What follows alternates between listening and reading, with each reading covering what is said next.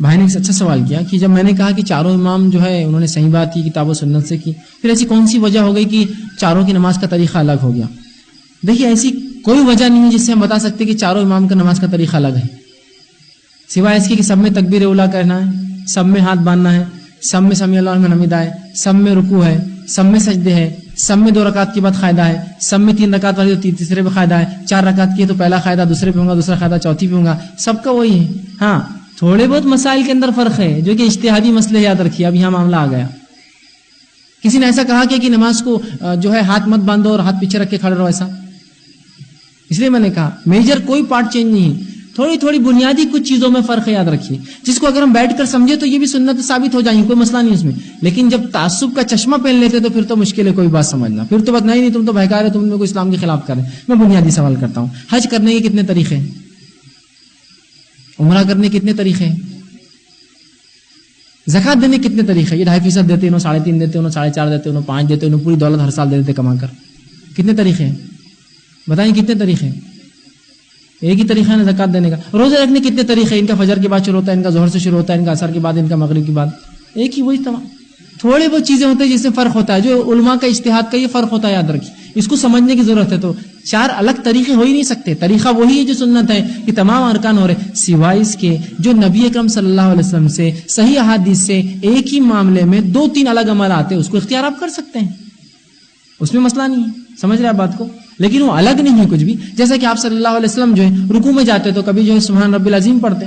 کبھی سبحان رب العظیم و بحمدہ پڑھتے، کبھی اس کے علاوہ بھی پڑھتے سمیع اللہ لمن حمدہ ربنا لک الحمد، کبھی ربنا ولک الحمد، ربنا ولک الحمد حمدا کثیرا طیبا مبارکا فیہ، کبھی اس سے بھی لمبی لمبی طویل دعائیں پڑھتے۔ تو اس سے کا طریقہ بدل گیا، طریقہ وہی ہے، دعائیں فرق کر رہی ہے سر، ٹھیک۔ کچھ چیزیں ایسی ہیں جو آپ صلی اللہ علیہ وسلم سے 2 چیزیں ثابت ہے کہ آپ ایسا بھی کرتے تھے، ایسا بھی کرتے تھے، کچھ چیزیں تو ایسی جس کے اندر اجتہادی مسئلہ، جیسا مثال کے طور پر حدیث میں الفاظ ہے آپ صلی اللہ علیہ وسلم رکوع کے بعد جب اٹھتے تو ویسا کھڑے ہوتے جیسا پہلے کھڑے تھے، لیکن کیسا راوی حدیث نہیں بتاتے، خالی بول دیا اس نے۔ اب ظاہر سے کچھ چیز ہوتی ہے جو دیکھے بغیر سمجھ میں نہیں آتی کیسا کیا، تو کچھ علماء کہتے ہیں اور کچھ لوگوں کا عمل بھی ہوتا ہے، جب سمیع اللہ لمن حمدہ کہتے تو ہاتھ باندھ لیتے ہیں، ہے نا، اور کچھ ہاتھ چھوڑ کر کھڑے رہتے ہیں، ہے نا، ایسی ہوتا ہے نا، کیوں؟ تو کچھ علماء نے کہا کہ پہلے کیسے کھڑے تھے، مطلب خیام میں کیسے کھڑے تھے، ہاتھ باندھ کر، تو وہ ہاتھ باندھتے ہیں۔ کچھ نے کہا نہیں، پہلے سے مراد نماز سے پہلے کیسے کھڑے تھے، ہاتھ چھوڑ کر، تو ہاتھ چھوڑ کر۔ اجتہادی مسئلہ، اختیار دے دیجیے امت کو، جو کرنا ہے جس معاملے میں، اس معاملے میں کوئی حنفی شافعی اور مالکی کا فرق نہیں، یاد رکھیے، سمجھ رہے آپ بات کو؟ اب ہم خاموخواہ اماموں کے نام لے کر اپنا مفاد نکالے تو یہ ایک الگ مسئلہ ہے، پھر اپنی بات منوا یہ الگ مسئلہ۔ دوسرا، ایسے بہت سے مسائل تھے جن مسائل میں صحابہ تک کچھ بات نہیں پہنچی تھی، تو میں سمجھتا ہوں جب صحابہ تک نہیں پہنچی تو تابعین تبع تابعین سے بھی چوک ہو سکتی ہے۔ جیسے مثال کے طور پر عبداللہ ابن مسعود رضی اللہ عنہ پوری زندگی تطبیق کرتے رہے، ان تک وہ روایت کبھی نہیں پہنچی کہ رسول اللہ جو گھٹنے پہ ہاتھ رکھتے تھے رکوع کے اندر، تو عبداللہ ابن مسعود رضی اللہ عنہ اس معاملے میں ان کی پکڑ نہیں ہے، اس لیے کہ جو سنت رسول دیکھی تھی اس پہ عمل زندگی بھر کرتے رہے، کیونکہ ان تک وہ بات پہنچی نہیں تھی، ٹھیک۔ اسی طرح بہت سے ایسے صحابہ تھے جو متا کو جائز سمجھتے تھے، متا سمجھتے آپ کانٹریکٹ میرج ہوتا ہے، نبی اکرم صلی اللہ علیہ وسلم نے حجۃ الوداع میں مطلب فتح مکہ کے بعد اعلان کیا تھا کہ اب سے جو ہے متا حرام ہے، اس کی اجازت مجھے دی گئی تھی، اب ختم کر دیا گیا، لیکن بہت سے صحابہ جو دور نکل گئے تھے وہ عمل کرتے رہے اس پر، متا پر، کانٹریکٹ میرج، 1 سال کی شادی، 2 سال کی شادی، 6 مہینے کی شادی کرتے رہے۔ عمر ابن خطاب کے دور میں آپ نے سختی سے لاگو کیا قانون، جو یہ کرتا سزا دی اور بتایا کہ یہ حرام ہو چکا تھا، سمجھے؟ تو پتہ چلا کچھ صحابہ کو علم تھا، انہوں نے عمل کیا۔ اسی طرح پورا علم ذخیرہ حدیثوں کا اماموں کے دور میں بھی جمع نہیں ہوتا، یاد رکھیے، وہ تو ہو رہا تھا، بس ابتدائی دور تھا، بالکل پرائمری سٹیجز تھے وہ، تو اگر کچھ بات ان تک نہ پہنچی ہو اور جب بات نہ پہنچی ہو تو وہ ایک عمل پر عمل کرتے رہے، تو اس کا مطلب یہ تو نہیں ہم اس پہ اڑ جائیں گے، نہیں وہ جو کر رہے تھے ہم ہی کریں گے، جبکہ سنت بعد میں آئی ہے نا، سنت نہ آتی تو آپ اسے بالکل اڑے رہتے، سنت آ گئی تو آپ کو اس کو چھوڑ کر سنت لینا ہوگا، اس لیے کہ اگر ان تک بھی وہ سنت ملتی تو ضرور عمل کرتے۔ آئیے امام مالک کا ایک عمل بتاتا ہوں، آپ سے آ کر ایک شخص نے پوچھا، اے امام مالک،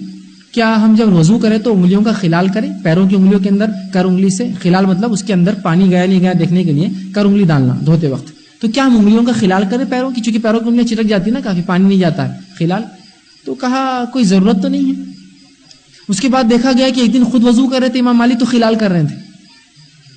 تو وہ آدمی دوڑتا ہوا کہا تم نے تو مجھے فتویٰ دیا تھا خلال کی ضرورت نہیں اور اب تم خود خلال کرتے ہو، تو کہا جب تجھے فتویٰ دیا تھا تو میرے علم میں نہیں تھی، بعد میں مجھے کسی نے علم دیا کہ یہ سنت ہے اس لیے میں کرتا ہوں، بدل دیا اپنا فتویٰ اور عمل، کیا یہ کہا نہیں میں ایسے کروں گا اور اس نے اڑ گیا نہیں امام مالک نے ویسے کہ میں ایسے کروں گا، ان تک علم نہیں پہنچا تھا کہہ دیا ضرورت نہیں، علم پہنچا کہہ دیا کہ اب مجھے پتا چل گیا عمل کر لو، سمجھے آپ بات کو؟ تو ایسی بہت ساری باتیں ہوتی ہیں. اور امام مالک کا ایک بڑا اچھا قول تھا, وہ جب بھی حدیث کا درس دینے بیٹھتے مسجد نبی میں بیٹھتے اور رسول اللہ صلی اللہ علیہ وسلم کی خبر پیچھے ہوتی اور وہ آگے بیٹھے ہوئے ہوتے. اسے پتہ چلا ان کی پیٹھ اس طرف ہوتی خبر کی طرف, پیچھے بیٹھے رہتے اور درس دیتے وقت بولتے ان تمام لوگوں کی بات ٹھکرائی جا سکتی ہے سوائے صاحب خبر کو چھوڑ کر. دنیا میں تمام علماء کی فتاوے بات ٹھکرائی جا سکتی ہے سوائے صاحب خبر کو چھوڑ کر, رسول اللہ کو چھوڑ کر تمام کی بات انسان کو اختیار ہے, چاہے مانے چاہے چھوڑ دے. تو صحیح بات ہم کو مل جائے تو ہم اس پہ عمل کریں. تو یہ ائمہ نے جب تک عمل کیا اپنی زندگی میں, ان تک جو باتیں پہنچی وہ بری الذمہ ہیں. لیکن جب ہمیں بات پتہ چلی بعد میں کہ فلاں چیز میں فلاں مسئلہ تھا, ہم اس کو اپڈیٹ کر لیں, اور یہ کوئی بری بات نہیں. امام ابو حنیفہ رحمہ اللہ نے جتنے فتاوے اپنے زندگی میں صادر کیے اس میں سے کم و بیش ایسے کئی فتاوے تھے جس پہ امام محمد نے جرح کی اور کہا کہ اس معاملے میں امام صاحب سے چوک ہوئی,